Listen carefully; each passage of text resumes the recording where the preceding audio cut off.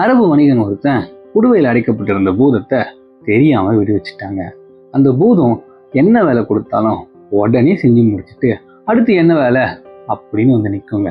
வேலை கொடுக்கலன்னா அது தன்னோட எஜமானனையே கொன்னுடுங்க. வணிகன் தனக்கு தேவையான எல்லாத்தையும் பூதத்துக்கிட்ட கேட்டான். பூதம் உடனே செஞ்சு முடிச்சுட்டு அடுத்து என்ன வேலை அப்படின்னு வந்து நின்னுது.